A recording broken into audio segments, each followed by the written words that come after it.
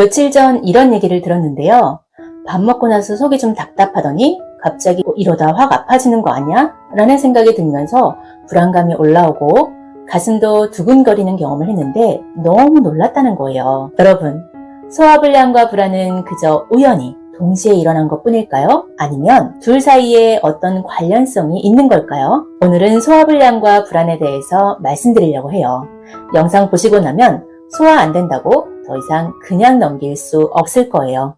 전 세계 인구의 20%가 겪고 있는 소화불량은 단순히 신체적 불편함으로 끝나는 문제가 아닙니다. 정신건강, 특히 불안장애와 공황장애에 심각한 영향을 미치는데요. 소화불량과 불안 사이의 관계를 통계적으로 입증한 연구자료가 2022년에 발표되었습니다. 23,000명 이상의 성인을 대상으로 진행한 연구에서 소화불량을 포함한 소화기 질환을 겪는 사람들은 그렇지 않은 사람들보다 불안장애를 경험할 확률이 8.8%나 더 높았고요. 과민성 대장증후군 환자들은 30에서 50%가 불안 또는 우울증과 같은 정신건강 문제를 겪고 있었어요. 소화기 문제를 가진 여성들은 불안장애를 경험할 확률이 남성보다 1.5배나 더 높게 나타났고, 특히 50대 이상에서 소화기 질환을 앓고 있는 사람들은 우울증과 불안을 동시에 경험할 확률이 더 높다는 결과가 나왔습니다. 공황장애와 소화불량은 서로 악순환을 일으키는데요. 연구에 의하면 공황 발작을 경험한 사람들의 40% 이상이 소화불량이나 복통, 메스꺼움 같은 소화기 증상을 동반하고 있었고요. 공황장애 환자들은 절반인 약 50%가 소화불량을 심각한 증상으로 갖고 있었고, 소화기 문제가 심각할수록 공황 발작의 횟수와 강도도 증가하는 것으로 나타났습니다. 그래서 공황장애를 치료할 때는 소화기 문제도 반드시 함께 치료해야 하는 것이죠. 소화가 안 되면 왜 불안해지는 걸까요? 그 비밀은 바로 장뇌축에 있습니다.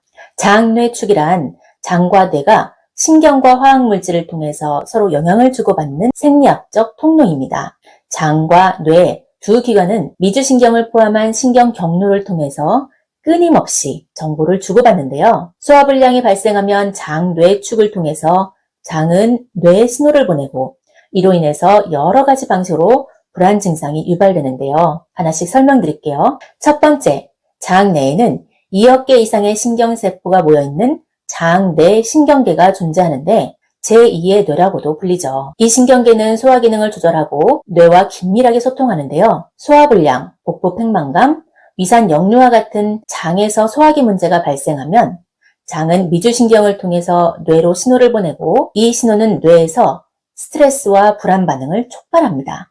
두 번째, 장 내에는 수조 개의 미생물군이 존재하는데요. 이것은 뇌 건강과 정신 상태에 큰 영향을 미칩니다. 장내 특정 미생물군이 세로토닌이라는 신경 전달 물질을 만들어내는데요. 세로토닌은 기분을 안정시키고 긍정적인 감정을 촉진해서 행복감을 높여주는 행복 호르몬입니다.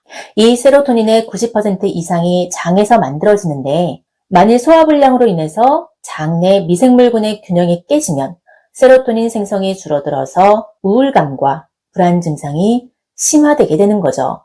세 번째, 소화불량이 발생하면 신체는 이 자체를 스트레스 요인으로 인식하기도 합니다.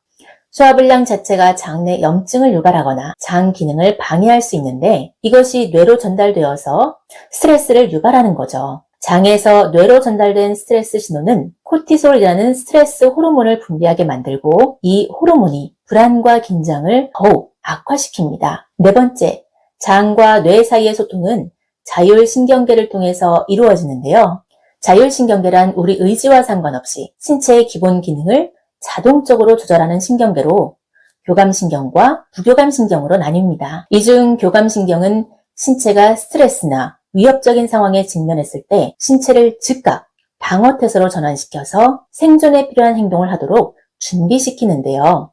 심박수와 혈압은 상승시키고 소화 기능은 억제합니다. 만일 소화불량이 자율신경계를 자극해서 교감신경이 활성화되면 신체는 불안 상태에 빠질 수 있습니다. 즉 소화장애로 인해서 발생한 불편함이 교감신경을 자극하고 뇌는 이것을 위협으로 인식해서 불안과 스트레스를 증가시키게 되는 거죠. 마지막으로 장내 염증도 불안을 일으킬 수 있습니다. 소화불량이 발생하면 장 내벽의 투과성이 증가해서 장누수 증후군과 같은 상태가 나타날 수 있어요. 이것은 장내의 독소가 혈류로 유입되어서 전신에 염증을 유발하고 뇌에도 염증을 일으켜서 신경염증을 만들어내게 되는데요. 신경염증은 우울증과 불안증을 악화시키는 주요 원인 중에 하나입니다. 이렇게 장과 뇌는 계속해서 상호작용하기 때문에 소화불량으로 장뇌축이 불균형 상태에 빠지면 정신건강도 나빠지면서 악순환이 발생하게 됩니다. 소화불량은 극심한 불안과 공포 증상을 나타내는 공황장애를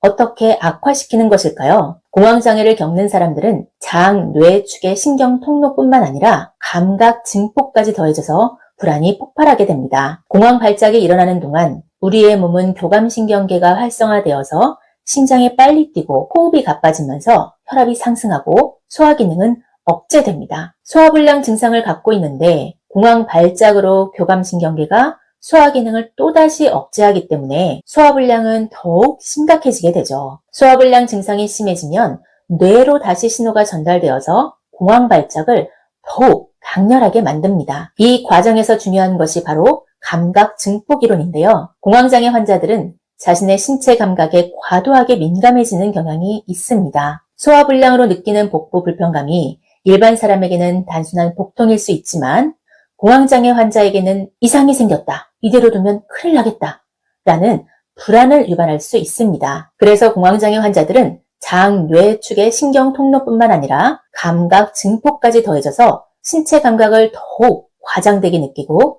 이로 인해서 공황 발작이 더 자주, 더 심하게 나타나는 것입니다. 지금까지 소화불량이 불안장애나 공황장애에 어떤 영향을 미치는지, 소화불량은 어떻게 불안을 증폭시키는지, 그리고 소화불량은 공황장애를 어떻게 악화시키는지에 대해서 말씀드렸습니다. 소화불량은 단순히 소화가 안 되는 신체 증상에서 끝나는 것이 아닙니다. 방치하면 불안을 키워서 증폭시키고 정신건강까지 무너뜨릴 수 있는 결코 무시할 수 없는 증상입니다.